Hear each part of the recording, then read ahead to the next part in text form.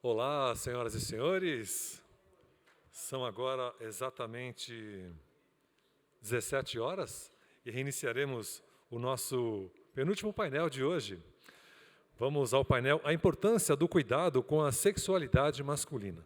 Vamos convidar ao palco o médico geriatra, Dr. Milton Creniti. Dr. Milton, por favor, tenha a bondade de iniciar a apresentação do senhor. Seja bem-vindo aqui ao Longevidade Expo Mais Fórum 2023, por favor.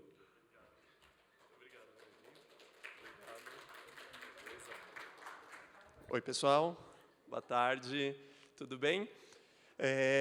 Queria agradecer todo o carinho, a recepção, a organização do evento, pela escolha, pelo convite para falar aqui para vocês sobre um tema que é muito caro, muito importante, a gente falar sobre sexualidade.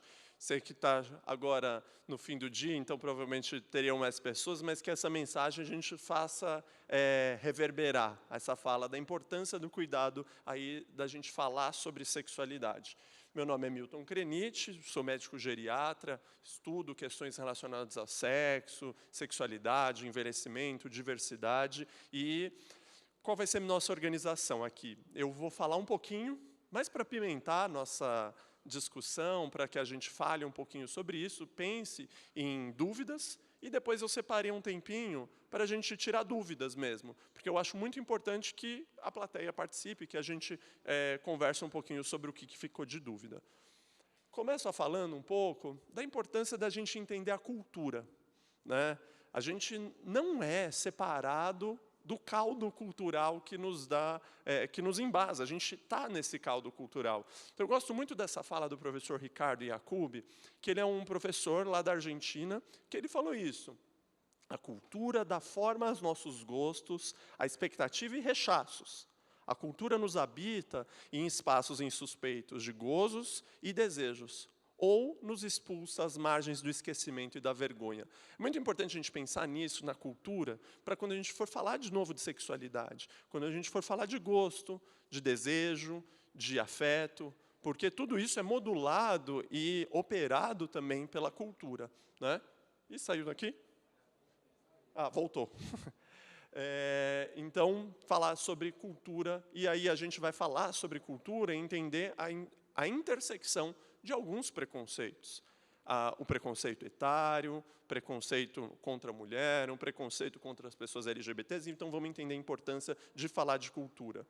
E a gente entender também que sexualidade, por muito tempo, foi vista como tabu, né?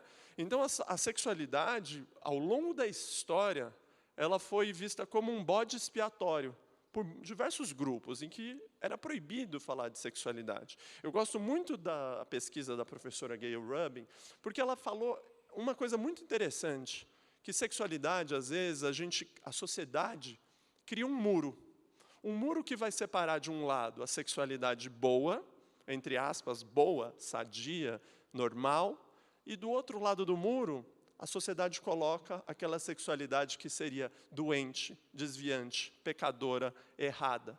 E é isso que a gente tem que entender. De que lado a gente está do muro e o que a gente faz para operar esse muro, né? Para destruir esse muro ou para deslocar esse muro. E quando a gente vai falar de sexualidade de pessoas mais velhas, a sociedade também, às vezes, coloca pessoas mais velhas do lado de lá do muro. Como se a pessoa foi dormir com 59, acordou com 60 e perdeu expressão de sexualidade, perdeu afetos, perdeu desejos, quando, na verdade, isso é mentira. E, novamente, não é uma questão sexual apenas. É sexo também, mas não é só sexo. Sexualidade é maior do que sexo, sexo é maior que penetração. Eu costumo falar nas minhas aulas que o órgão mais importante para a gente performar a sexualidade não está entre as nossas pernas, ele está entre as nossas orelhas. É aqui, de novo, falar da cultura, falar dessas questões. Sexualidade é o toque, é o carinho, é a carícia, é o se olhar no espelho, é o sentir bonito, sentir bonita, se sentir desejado, desejante, gostar de tocar, ser tocado, ouvir uma música junto, comer uma pizza, um vinho, tudo isso é sexualidade. Então, de novo, não é porque a pessoa envelheceu que ela perdeu esses desejos. E, mais uma vez, se ela quiser sexo com penetração, não tem limite de idade para continuar performando. Então, essas mensagens a gente tem que fazer replicar.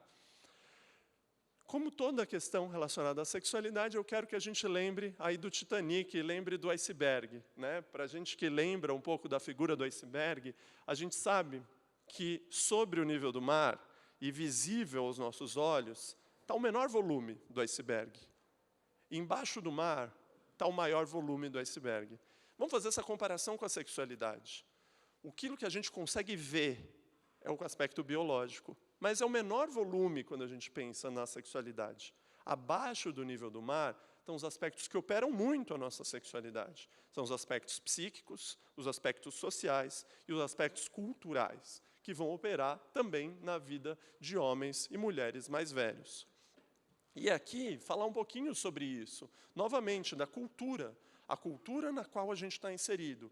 A gente tem que entender os preconceitos que embasam a nossa cultura. Etarismo, preconceito etário, preconceito racial, preconceito contra a pessoa com deficiência, preconceito contra a pessoa LGBT. A gente vive, e é importante nomear esses preconceitos da nossa sociedade para que cada um possa expressar a sua sexualidade da maneira que assim desejar. Foucault já falava que sexualidade é uma outra questão também onde o poder exerce, né? Então, de relações de poder. E, por isso, esses preconceitos também operam. E aqui eu deixei essa mensagem de que o órgão mais importante para expressar nossa sexualidade está entre as nossas orelhas, né? E aí, caminhando um pouco nessa discussão sobre sexualidade, também é importante a gente pensar em beleza, né? E o que a sociedade considera como belo e o que a sociedade considera como feio. E isso aí vem desde a mitologia grega também, de representações de humanos, representações de deuses, representação do corpo imortal, do corpo mortal, do que seria belo, do que seria feio, do que seria próximo à finitude, do que seria imortal. E aí a gente começa a entender também a questão do preconceito etário, e o etarismo, o idadismo e a desvalorização da pessoa idosa, que também não vai se sentir desejada ou desejante numa cultura que desvaloriza a existência dessa pessoa. E como eu falei que sexualidade é se olhar no espelho e se sentir bonito, bonita, como que eu vou olhar no espelho e que os outros, essa cultura, fala que eu não sou desejante, que eu não posso ser desejado? Então, sexualidade é tudo isso. E a gente tem que pensar nas questões sociais e psicológicas também. E, novamente, aqui, falando de beleza, a gente vive numa sociedade que valoriza a juventude. A gente vive numa sociedade que vive um paradoxo. A gente está numa feira que está celebrando o envelhecimento, celebrando a longevidade. A sociedade, o Jornal Nacional, todas as mídias vão falar que bom que estamos envelhecendo. Mas, ao mesmo tempo que a gente celebra o envelhecimento, a gente rejeita a figura do mais velho. Então, vamos batalhar para que a gente vai celebrar o envelhecimento, mas a gente vai celebrar a pessoa idosa também. E isso vai gerar também desqualificação, a pessoa vai se sentir menos pertencente ao grupo e também com dificuldade de estabelecer novas relações. Novamente, pensando no impacto da cultura nisso tudo, né? E aí a gente pensar nos caminhos da gerontologia, quando a gente fala de sexualidade, a primeira coisa é caminhar para mais liberdade. A gente tem que ter liberdade de ser quem somos e pensar que ninguém pode ficar para trás. Nenhuma pessoa LGBT, nenhuma mulher, nenhuma pessoa com deficiência, nenhuma pessoa idosa. Todas as pessoas têm o direito de dar e sentir prazer da maneira que quiserem, do jeito que quiserem, com a pessoa que quiser. Nosso corpo é potência, gente. Nós temos o maior órgão do nosso corpo, é a nossa pele. E cada um vai ouvir, entender onde quer tocar, onde quer ser tocado. E tudo isso que eu estou falando é sexualidade. Eu estou falando aqui há 10 minutos, eu não falei ainda de pênis e vagina, não falei de penetração, estou falando de pele, de toque, de cultura, de aspectos psicológicos. E essa é uma mensagem muito importante. Sexualidade é maior que sexo, sexo é maior que penetração. E é isso que a gente tem que fazer reverberar por aí. Ao contrário do que as pessoas acreditam, indivíduos idosos, pessoas idosas são sexualmente ativas independente da sua idade. Independente de terem 50 a mais, 60 a mais, 70 a mais, 80 a mais, 90 a mais. Claro, algumas mudanças corporais, conjugais, podem fazer com que a prevalência, a quantidade de pessoas sexualmente ativas após os 80 seja menor do que após os 60. Mas eu tenho que permitir com que essas experiências aconteçam. E quais são as dificuldades que pessoas idosas enfrentam quando o assunto é sexualidade, a vivência da sua sexualidade? Doenças podem gerar alguma dificuldade, né? Então, uma depressão, um problema cardiológico, um problema pulmonar, um problema ortopédico, que podem acontecer e acompanhar o envelhecimento, podem impactar a sexualidade, mas aí o profissional da saúde tem que estar capacitado para, frente àquela questão de saúde, acolher e entender como que eu posso melhorar a expressão da sexualidade ou garantir a expressão da sexualidade para a pessoa idosa. Cirurgias têm um impacto também na vida sexual da pessoa idosa. E, por exemplo, eu não consigo nem imaginar como que se dá a questão da sexualidade para uma mulher depois de um câncer de mama e a retirada de uma mama, por exemplo. Ou uma pessoa que fez uma cirurgia de intestino e colocou aquela bolsa, colostomia.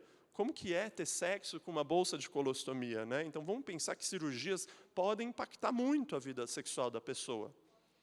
Falta de privacidade também impacta muito a vida sexual da pessoa. Então, vamos pensar que algumas pessoas idosas, o neto está cuidando do neto, ou um filho volta a morar com os pais. Isso vai gerar falta de privacidade, inclusive em instituições de longa permanência, né? Como que o assunto da sexualidade ele é trabalhado nas instituições de longa permanência, que muitas vezes ainda estão décadas atrasadas da gerontologia atual, de entender que sexualidade não se extingue na velhice. Mas eu coloquei aqui por último, mas é o aspecto mais importante de dificuldade que vai impactar a vida sexual de uma pessoa idosa. É o preconceito. É o medo de ser taxado de velho safado ou velha assanhada que vai fazer com que a pessoa idosa não fale comigo, com um profissional, no cenário de prática, que está com uma dificuldade. Que a mulher está com ressecamento, uma dor à penetração, que o homem está com um problema de ejaculação ou um problema relacionado à ereção. Então, é o preconceito. E é esse cenário que a gente quer criar com que tanto o profissional acolha, quanto a pessoa se sinta à vontade de falar sobre suas questões sexuais. O que acontece com o nosso corpo quando a gente está envelhecendo? Com a pele, a gente já sabe, né? Então, rugas, cabelos brancos, fazem parte do processo que a gente chama de senescência. Senescência é um nome que a gente dá para o processo de envelhecimento, que, se tudo der certo, todo mundo vai passar, né?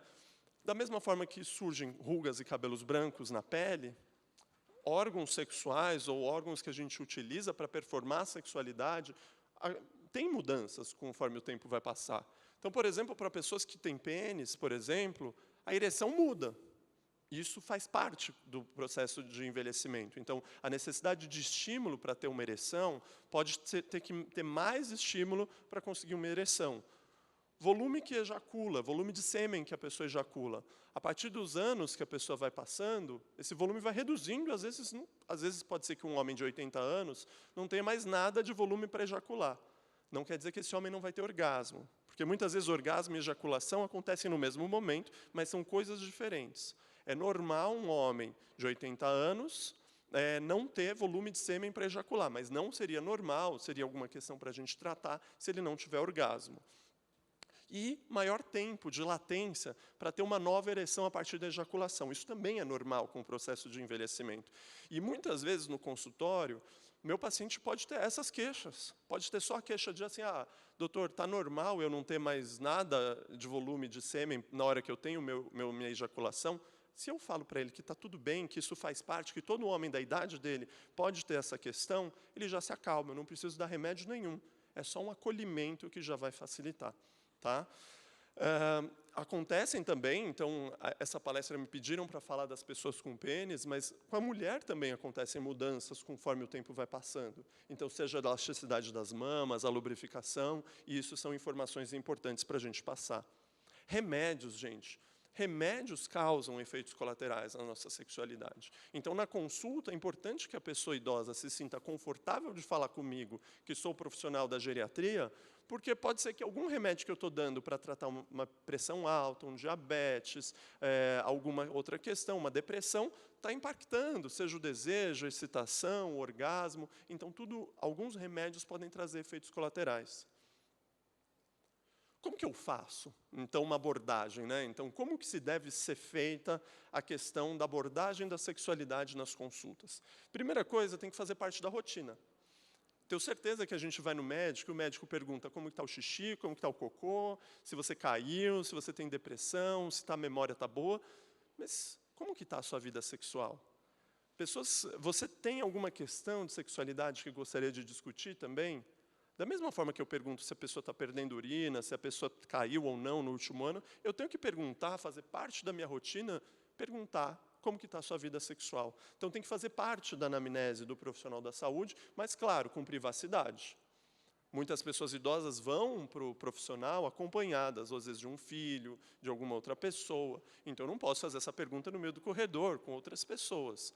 Minha sugestão é fazer um convite, seja para um momento de maior privacidade, posso pedir para o acompanhante sair da sala por um momento, claro, de maneira delicada, mas associar esse momento de privacidade e perguntar. Perguntar, acolher, não atrapalhar. A gente tem muito poder de atrapalhar quando a gente fala a coisa errada no momento errado, né? Então, entender e também não julgar, né? Então, eu tenho que entender quais são os meus preconceitos, quais são as minhas limitações, porque se uma pessoa idosa chega e fala que teve sexo com 2 pessoas, ou qualquer outra expressão, e se eu patologizar ou levantar a sobrancelha, acabou a comunicação. Eu tenho que acolher, eu não posso atrapalhar, a pessoa tem que sentir a vontade naquele cenário. E, mais uma vez, a gente muitas vezes aprende um binarismo.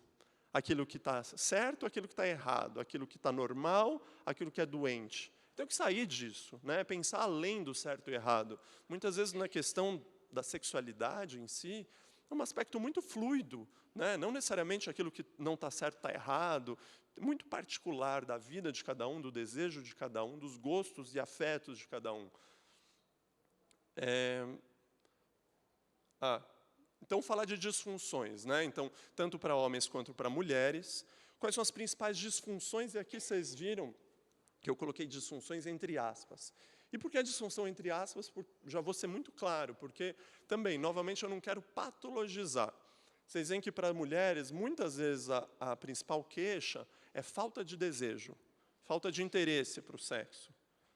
Por que eu trago disfunção sexual entre aspas? Porque quem sou eu para falar que uma mulher tem disfunção sexual e tratar ela como doente, se, por exemplo, ela teve um relacionamento abusivo, em que, na verdade, ela nunca teve orgasmo, para ela não ter desejo, está ok, está tudo bem para ela. Né? Então, se aquilo não gera sofrimento, baseado no repertório da pessoa, eu não vou tratar de disfunção. Eu não quero que a pessoa idosa se sinta obrigada a transar da mesma forma que ela tinha sexo, ou da mesma forma que o jovem tem sexo. Então, cada um vai descobrir a sua maneira. Né? E a gente falar de homens, assim, as principais, quando for realmente disfunção que trouxer sofrimento, é problema na ereção, ansiedade e ejaculação precoce. Eu vou falar um pouquinho mais sobre isso. Novamente, um pouquinho por que disfunção sexual, entre aspas, para a gente entender quem somos nós para julgarmos e falarmos fulano tem função, fulano tem disfunção. Baseia muito na questão de traz sofrimento ou não traz, como que está sendo esse sofrimento, como que é o seu repertório sexual. Como que eu vou falar da ereção? Né? Então, pegando aqui das pessoas com pênis. O rastreio tem que ser para todas as pessoas idosas, né? Principalmente para os homens e para as mulheres trans. Eu tenho que perguntar para a mulher trans como que está a ereção dela. Se ela está tendo prazer, se ela tem interesse em usar o pênis na relação sexual. Então, a anamnese e o rastreio da ereção também envolve mulheres trans. Quando eu vou falar de ereção e disfunção erétil, eu vou perguntar se a pessoa tem libido ou falta de libido, há quanto tempo começou essa falta de ereção, qual que é a nota. A gente gosta de pedir para o homem dar uma nota de 0 a 10. Qual que é a nota que você dá para a sua ereção? 0 seria o pênis mais flácido que você teve, 10 o pênis mais rígido que você já teve. E eu peço para o paciente me falar essa nota de 0 a 10. Por que eu peço essa nota? Eu consigo comparar ele com ele mesmo, ele com ou sem o remédio, e eu consigo graduar. Eu sei, por exemplo, que para uma penetração vaginal, os urologistas falam mais ou menos precisa de uma nota 6, 6,5, 7 para ter uma penetração. Para uma penetração anal, precisa de uma ereção nota 8. Então, é importante até para eu saber e guiar meu tratamento se precisar. Vou perguntar se tem algum outro fator associado, como ansiedade, pressão alta, diabetes, para saber por que começou o problema de ereção. Se esse homem ainda tem ereção matinal espontânea, e se ele consegue ter uma ereção na masturbação. Por quê? Porque se um homem tem ereção na masturbação, ereção espontânea, aquela ereção que acorda de manhã e está com o pênis ereto, mas não tem ereção na hora do ato sexual, provavelmente é mais uma questão relacionada à ansiedade. Mas se é um homem que já não tem mais ereção na masturbação, não acorda mais com ereção de manhã ou ereção à noite, pode ser que seja um problema mais no vaso, na artéria que irriga o sangue do pênis. E daí o tratamento é diferente, né? Então, por isso que o médico vai levar mão dessas questões. Como eu falei para vocês, então, quando eu falo de ereção, é uma mistura de vaso, da artéria do pênis, com o neurológico, com os hormônios e com o psicossocial. Se a adrenalina está lá em cima, é aí mesmo que eu vou broxar, que vou ter um pênis flácido. Então, tudo isso interfere na ereção. O psicossocial, o hormonal, o vascular e o neurológico. E a gente pensar nisso, né? Então, as principais etiologias de disfunção erétil é a vascular e a psicogênica. Mas aqui depois eu posso falar um pouquinho mais com vocês. E, às vezes, também tem relação da disfunção erétil com a doença do coração. Né? E a gente tem que entender que, o médico tem que entender que se houver um problema de ereção, muitas vezes esse problema pode ajudar até o médico a guiar uma proteção do coração para a pessoa. Né? Então, seja com mais atividade física, com alimentação saudável ou controle de outras questões. Só falar de um pouquinho de tratamento, né? Eu sei que não é o foco da gente aqui, mas basicamente a gente fala e compartilha a decisão, né, do tratamento da disfunção erétil. Mudança do estilo de vida, gente, é fundamental. Independente do que a pessoa tiver, mudança do estilo de vida para fazer atividade física, uma alimentação saudável, pensar numa longevidade saudável é fundamental. Né? Então, atividade física, comer bem, parar de fumar, controlar as doenças crônicas e avaliar se precisa ou não de um acompanhamento com a equipe da psicologia, porque às vezes pode ser um problema também psicológico. Mas, claro, não é sempre. Existem remédios, né? Não estou fazendo propaganda, mas existem remédios, por exemplo, o Viagra, que é o sildenafil, o tadalafila, o nome comercial que a gente sabe que é o Cialis. Tá? Basicamente, o que muda deles é o tempo e a dose, e tem algumas contraindicações, mas aí todo mundo vai me perguntar, fulano usou azulzinho e infartou. Né? O medo de todo mundo na hora de usar o azulzinho é esse, se é seguro ou não, se eu posso usar ou não. Muita gente vai ter medo de infartar no motel, né? E não vai ter um bom sexo porque tá ansioso, está com medo. E é isso, acho que se a gente conversar, avaliar, conversar com o profissional da saúde, 95% das vezes seu uso é seguro sim, não vai ter problema. A gente vai fazer uma avaliação dessa pessoa e vai pensar se é seguro e vai usar com todo prazer. Tem outras terapias, inclusive dispositivos, injeção, prótese. Né? Então, existem outras possibilidades aí para a gente pensar em tratar a disfunção erétil das pessoas. E ejaculação precoce? Né? Então, o que é ejaculação precoce? Né? Então, ejaculação precoce vai ser uma ejaculação que vai acontecer, né? Então, essa questão do tempo é muito relativo, né? Então, tem homem que vai querer falar, não, durou meia hora e é precoce. Mas não, existem estudos para falar disso, né? Então, a ejaculação precoce é aquela que vai acontecer geralmente antes de 1 minuto, ou no minuto primeiro da penetração, ou antes da penetração, ou é uma ejaculação que acontece sem controle nenhum, e vai gerar insatisfação da pessoa e da parceria, né?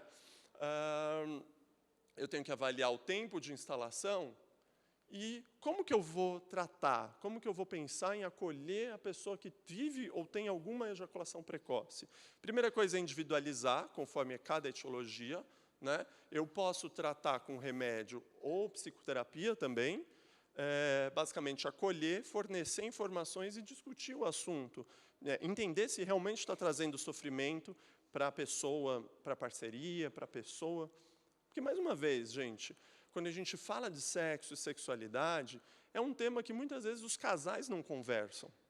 Existem casais casados há 30 anos que nunca falaram, gosto desse jeito, gosto do outro jeito, não gosto aqui, não gosto que toque ali, prefiro que toque desse jeito.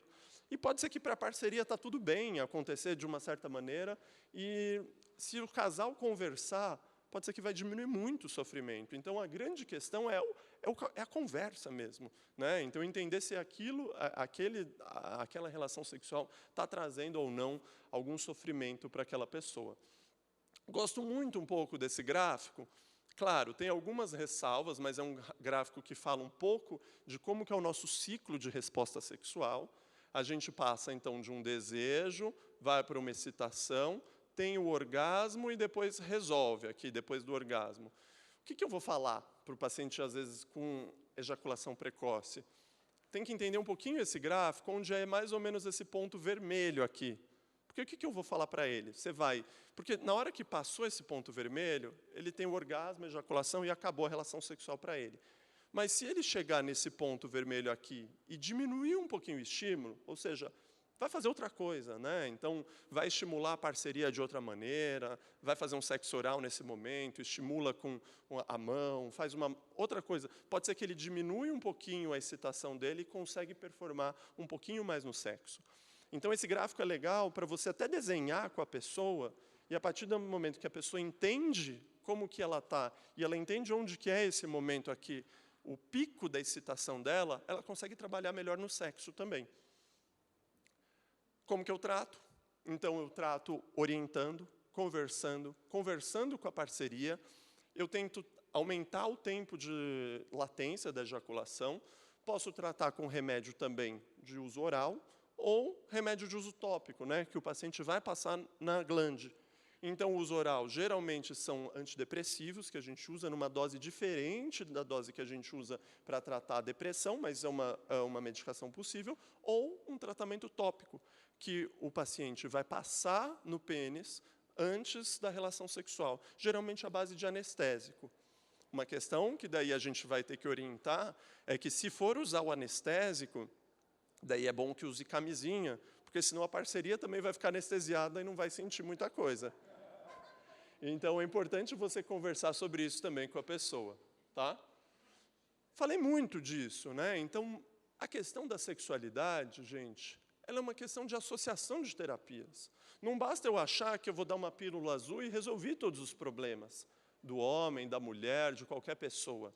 É uma associação de terapias. Envolve lubrificante, envolve atividade física, envolve engajamento social, né? Não basta eu falar dar uma pílula e o casal se odiar, né? Então, o casal tem que ter conversa, o casal tem que ter parceria, né? Muitos casais estão juntos, mas às vezes não tem mais desejo um pelo outro, né? Então, como a gente vai trabalhar isso? Como que o casal vai conversar?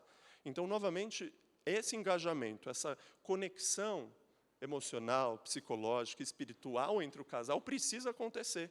E a gente precisa resgatar isso também com as pessoas. Algumas pessoas vão me perguntar, como que eu mantenho minha sexualidade mais saudável? A resposta é, mantendo uma vida saudável, né? Então, assim, está provado que atividade física, cérebro ativo, dieta saudável, sociabilizar, né? Tratar o sono, se tiver problemas do sono, tratar o estresse, tratar disfunções, se tiver disfunções, e disfunções entre aspas, controlar as doenças crônicas, como a pressão alta, o diabetes, o colesterol, tudo isso vai gerar sexualidade saudável, tá? Então, não tem como eu falar de sexualidade saudável sem falar de uma vida saudável, uma vida com qualidade de vida e promoção da saúde. E era isso, gente. Eu acho que eu corri um pouquinho, mas eu quero que, nesse momento, a gente fale um pouco sobre dúvidas, sobre questionamentos, sobre vivências. Eu deixei aqui meu contato, Milton Krenit, e para quem gostar, às vezes, de podcast, eu deixei um podcast que tem desde o YouTube ou no Spotify, chamado Envelhecer Cast, que foi um podcast que eu fiz no primeiro semestre, e envelhecer com S, de que não é porque a gente envelheceu que a gente deixou de ser, a gente continua sendo independente da nossa idade. Então, muito obrigado pela atenção de vocês, e a gente tem aí uns 20 minutos para discussão e o nosso bate-papo. Obrigado.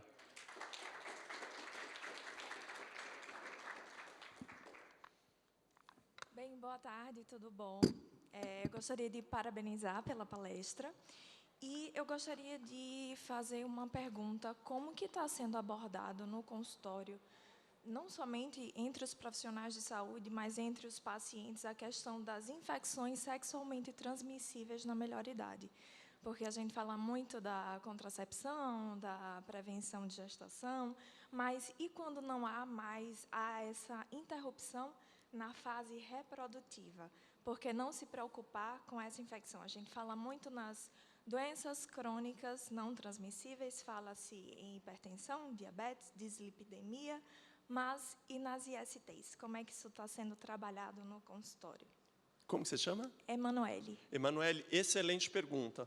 Como que eu vou fazer prevenção de infecções sexualmente transmissíveis com a população idosa? Emanuele, vou trazer um dado também.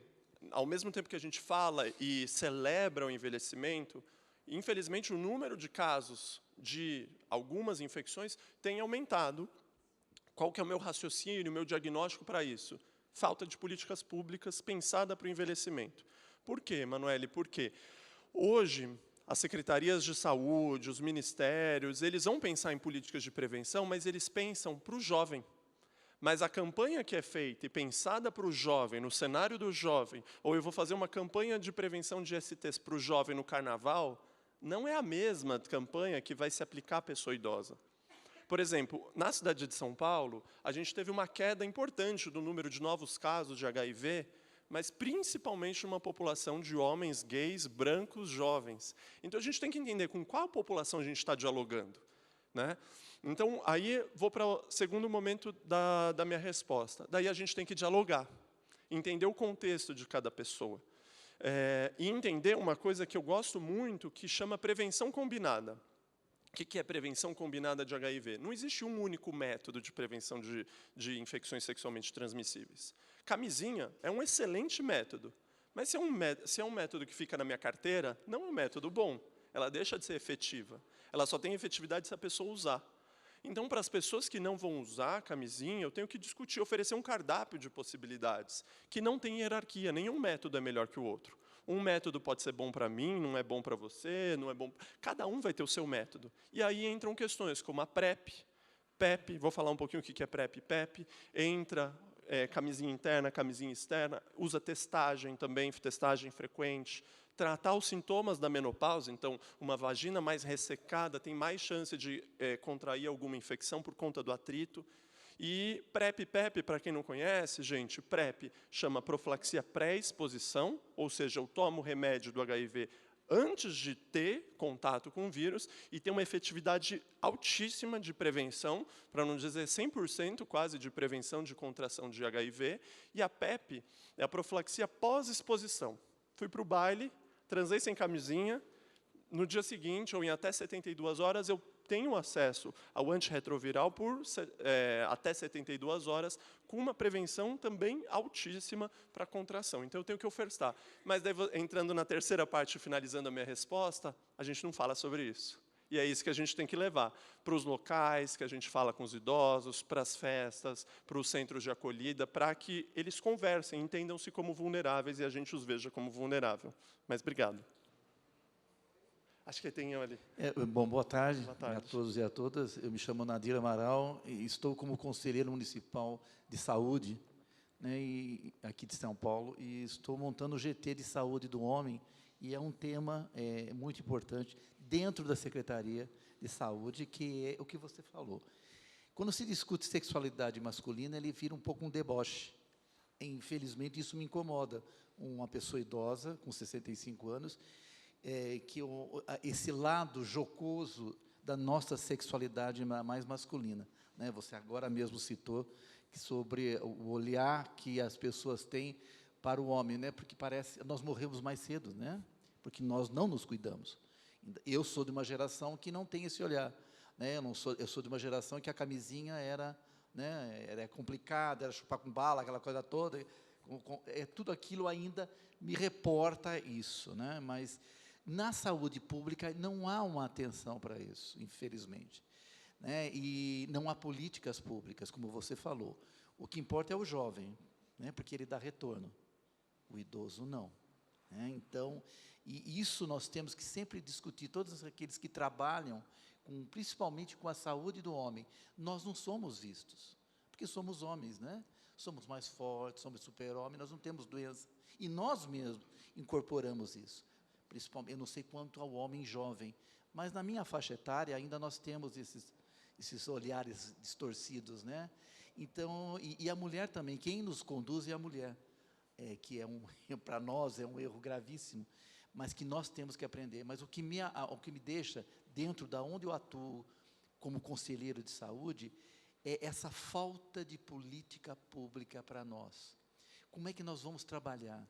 Né? Como é que eu vou chegar aos 90, quando eu falo longevidade ativa, o que é isso dentro da sexualidade do homem?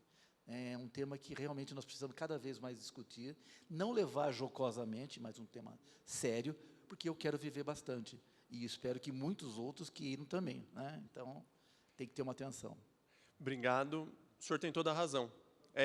Essa mensagem que a gente tem que passar, primeiro, de falta de políticas públicas. Então, vamos batalhar. Então, que bom que o senhor está ocupando o conselho para levar essa voz no conselho, em instância democrática. Que bom que essa mensagem está sendo reverberada. E a importância da cultura. O homem não se cuida por causa da cultura, porque homem é forte, homem não precisa, né? Então mostra por que homens vivem menos, mulheres vivem mais, né? O homem não quer se cuidar. Então é muito importante a gente ter esse olhar. Então agradeço, né, a reflexão que o senhor trouxe, porque isso é fundamental. No contrassenso do que os amigos estão falando, existe sim uma política pública voltada ao idoso, dentro da Prefeitura de São Paulo, nos CAPs, nos terminais de ônibus, toda ali uma instrução de como usar, todos esses que você vem mencionando e elencando, sim, é positivo. Tem equipes que saem às ruas, dentro dos ônibus, demonstrando o uso da camisinha para os idosos, assim, de uma forma alegre, leve. Então, sim, precisaríamos reverberar mais isso, as pessoas conversarem mais sobre isso, de uma forma geral. A Prefeitura tinha quase que de fazer mais propaganda sobre isso sim, mas que o processo existe, está sendo trabalhado fortemente por pessoas corajosas, tem sim. Eu estudo psicologia, psicogerontologia, e essa é uma das matérias que entra no nosso curso na Universidade Paulista, justamente reverberando essa capacidade dos idosos de se cuidar. Muito bom. Isso é importante, a gente pensar em medidas que estão sendo feitas, falar sobre isso, né, a questão aí da sexualidade, mas trazer, quando eu dou essa aula, eu gosto de falar para além da camisinha. Porque, às vezes, um homem que tem, por exemplo, uma ereção mais ou menos, ele pode ter receio de, na hora de pôr a camisinha, perder a ereção. Então, eu preciso que esse homem se sinta à vontade de falar comigo, ou eu criar um cenário onde ele se sinta à vontade, para que eu negocie com ele. Então, olha, você não tem problema para usar, por exemplo, o Viagra, então usa o Viagra para sentir a vontade de usar a camisinha, porque daí a ereção vai ser mais vigorosa. Então, ele precisa sentir a vontade de trazer todas essas angústias, e se ele falar, olha, não vou usar de qualquer jeito, eu não posso julgá-lo, e daí eu vou falar outras coisas, como eu falei, do PrEP, da PEP, da testagem. Então, o senhor tem toda a razão. A gente tem que reverberar cada vez mais e ofertar todas as possibilidades que a Prefeitura pode oferecer. O meu nome é Edna, eu agradeço essa oportunidade. Eu fiquei sem um contato assim, amoroso 40 anos. Isso acabou pesando na minha vida como mulher, mas isso não me entristeceu porque eu tive ativa o tempo todo, trabalhando, enfim. E surgiu uma pessoa, depois de 40 anos, ele com 40 anos, eu com 74 anos, e rompeu a camisinha. E olha isso, no dia seguinte, eu fui imediatamente para o posto de saúde, pedi apoio, orientação, e fui extremamente acolhida, muito carinho. Na hora já fizeram aqueles exames, são parece que 3 tipos de exame, aquele exame resultado 15 minutos, aí depois eu fiz o sanguíneo, e deu tudo bem, não aconteceu nada, não contraí nenhuma doença, então foi maravilhoso. Então, assim, essa acolhida me fez um super bem, né? Por outro lado, eu quero fazer uma pergunta. Quando você fala daquele remédio após até 72 horas para você tomar num rompimento de um preservativo. Qual é o nome dele? Ele vende com receita médica? Você pode comprar sem receita? Como funciona, por favor? Como que a senhora chama? Edna. Dona Edna, a senhora trouxe uma mensagem que tinha que estar estampada também nos jornais, porque é muito bom isso, que a pessoa se sentir acolhida e entender esse letramento. Então, por exemplo, aconteceu, primeiro, o sexo, aconteceu um sexo, aconteceu um rompimento de uma camisinha, ou naquela hora não tinha, rolou sem camisinha, não se sinta culpada, então e vai procurar ajuda. A PEP que eu falei, da profilaxia pós-exposição, para algumas exposições a gente tem disponível no SUS, está disponível de maneira gratuita, não se compra, tá? Então, grande maioria das vezes tem centros especializados na cidade de São Paulo, nas cidades, para conseguir a PEP, tá? E ele é o mesmo comprimido usado para tratar o HIV. Tá? Então, ele é o mesmo comprimido, tá? Só que daí você vai usar por um mês. Você não usa para a vida toda, como uma pessoa vivendo com HIV. Você vai usar por 30 dias e tem que ser usado o quanto antes. Então, é o mesmo tratamento, por exemplo, quando eu estava estudando medicina, tive um acidente e me piquei. Estava fazendo uma cirurgia no paciente, me piquei e teve contato do sangue do paciente em mim. Usei por um mês esse mesmo remédio, que é para diminuir a chance dessa exposição. Esse remédio está disponível, a grande questão é conversar com um profissional na UBS, e daí eles geram esse encaminhamento. Tá? Muito obrigada. Nada.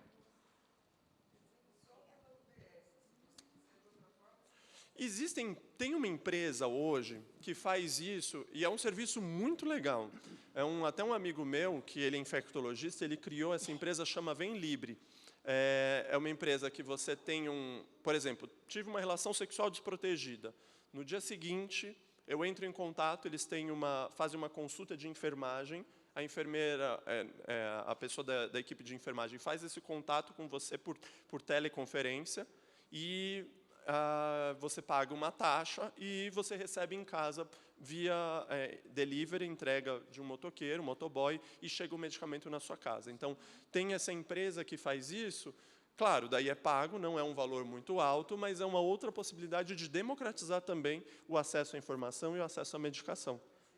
Vem Libre. Vem de vir, Libre de livre. Show, isso é bom.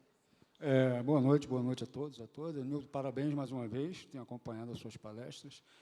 Sou do Rio de Janeiro, trabalho na área de saúde há 40 anos, hoje tenho 63 anos, estou terminando o curso de psicologia, preferi a área de psicogerontologia, onde estou fazendo a pós-graduação, já sou psicanalista e terapeuta sexual.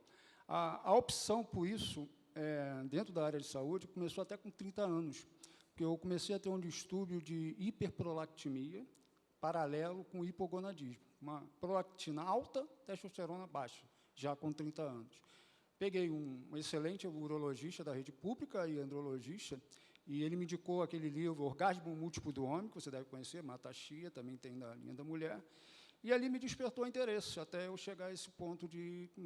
Só que, como um companheiro falou, eu vejo a questão masculina, é muito fácil falar, agora outubro rosa, depois novembro azul, mas eu acho que a educação é tudo, porque o homem, diferente da mulher, eu vejo que ele não pega o próprio filho para fazer um acompanhamento como a mulher faz com a filha mulher, não é verdade? Sim. Então, isso é uma coisa que tem que ser mudada, até para as futuras gerações, nós que estamos agora com essa faixa etária, olhar com esses olhos, né? E isso é que tem que ser trabalhado dentro da rede pública, fazer com que o pai leve o filho, o homem. Claro, o homem trabalha, ele tem menos tempo que a mulher, né? E a mulher, como você colocou, vai levar um garoto, filho, para dentro de um consultório, não há a mesma privacidade, entendeu? Eu até tive uma médica que ela tratou, ela não deixava o marido entrar com a mulher, entendeu? Ela era uma nutróloga, ela falou, não, a minha esposa não aceitou muito isso, entendeu? Mas ela chegava e falava, como é que está? Está firme? Está pulando cerca? Até essas perguntazinhas que você sabe que no amnésia acontece, mas é importante. A minha dúvida é, reposição hormonal, esse é o meu clima, a situação de hiperprolactimia. com hipogonadismo, foi difícil eu conciliar endócrino com um andrologista, até porque poucos homens sabem que a parte de reposição hormonal, o urologista tem que ser um andrologista. Aí eu criei um clima assim de antagonismo de como fazer a reposição hormonal. Era o geriatra com uma posição, o urologista e o andrologista com uma posição, o endócrino com uma. Acertei com um médico da Alemanha, que estava no Brasil, mas, infelizmente, com a Covid, ele teve segundo câncer e parou. Ele acertou comigo com nebido trimestral, né? Fazia trimestral nebido, eu tinha uma testosterona de 600. Esse nível de testosterona, para a minha idade, era o ideal, eu me sentia bem. Até porque uma das causas da minha andropausa é a fraqueza muscular. Eu malho, faço academia 3 vezes na semana, faço a minha natação, e, consequentemente, o que aconteceu? Com o problema do auditivo, voltou a aparecer um colesteatoma. Então, eu perdi o plano de saúde, fiquei só na rede pública, e eu tive que fazer um desmame de nebido devido a isso. Foi a pior coisa que aconteceu para mim.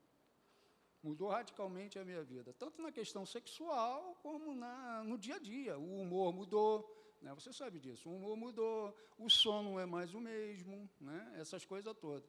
E eu ainda estou com dúvida, porque agora eu estou tendo picos hipertensivos, o meu último cardiologista, antes de eu vir para cá, substituiu a medicação, e eu fazia uso da tadalafila de 5 diária, não tinha problema nenhum, eu usava uma outra medicação, que era o Preprus, para pressão, e fazia até com 15 tadalafila, mais aspartaco de arginina, que, como você citou, existem vários fatores, fuga venosa é um fator que interfere na qualidade da ereção, essas coisas. A minha dúvida é a questão, por que por exemplo, um exame caríssimo, que eu acho um absurdo, eu trabalho dentro do CIGEG, você não tem na rede pública, que é a ultrassonografia de canais cavernosos. Você sabe que é um exame que custa quase R$700, mas não tem na rede pública, né? O SUS não tem, que eu acho um absurdo, entendeu? Que é um exame muito importante para nós, nessa faixa etária, dos 60 a mais, fazer, mas não tem.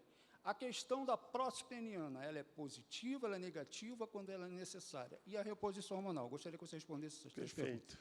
Perfeito. Então, algumas coisas que eu vou falar, e eu acho que a gente está caminhando para o fim, acho que pelo tempo, né, para não estourar o tempo da próxima palestra. Vou responder sobre reposição hormonal, prótese, mas eu queria falar antes sobre Novembro Azul, né? Então, claro, algumas críticas sobre Outubro Rosa, Novembro Azul. Primeiro é o binarismo, né? Existem pessoas que não estão contempladas nessa questão das cores binárias, do azul e o rosa. Homens vestem mais do que o azul, né? Mulheres vestem mais do que o rosa, né? Então, não é esse rosa e azul que a gente quer, então a gente quer um mundo diverso, e não necessariamente para um mês. E outra coisa, quando a gente vai falar de saúde masculina, às vezes a gente vê campanha, vai chegando Novembro Azul, e a gente só vê falar da próstata.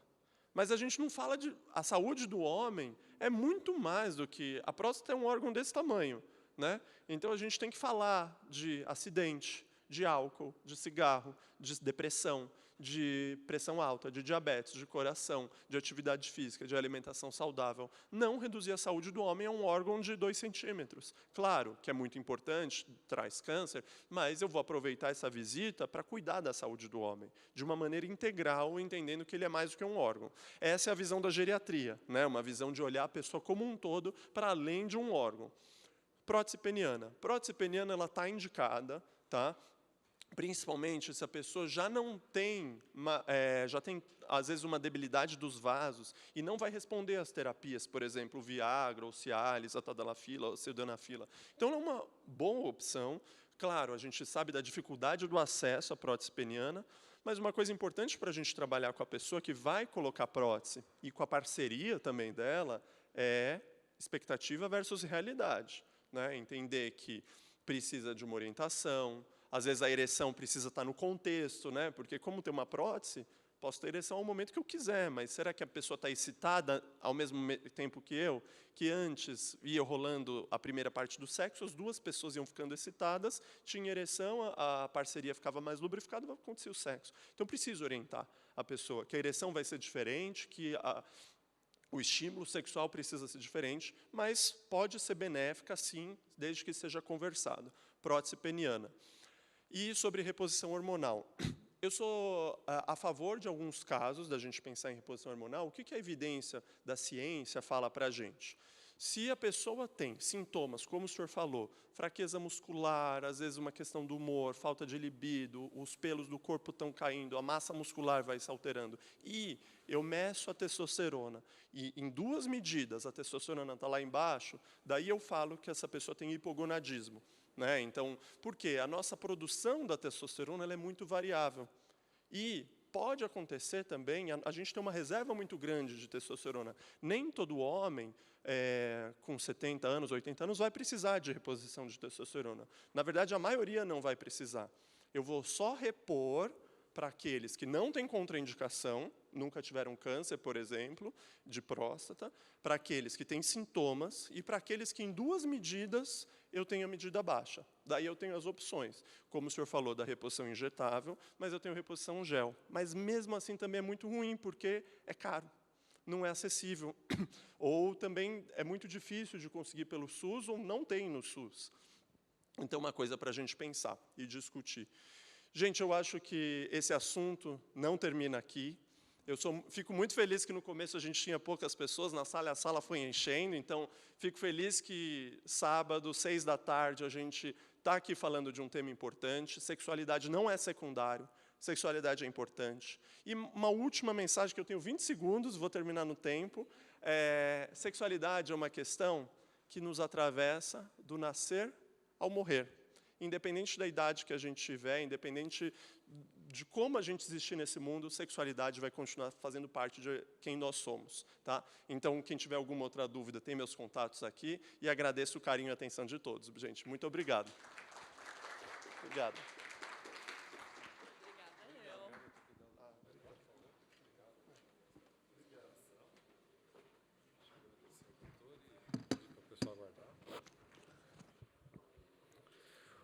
Muito obrigado, Dr. Milton Krenit, pela palestra ora aqui apresentada, trazendo mais um assunto de suma importância para a saúde de todos nós, jovens ou longevos, né? Muito bem, muito obrigado por sua participação aqui conosco na Longevidade Expo mais Fórum 2023.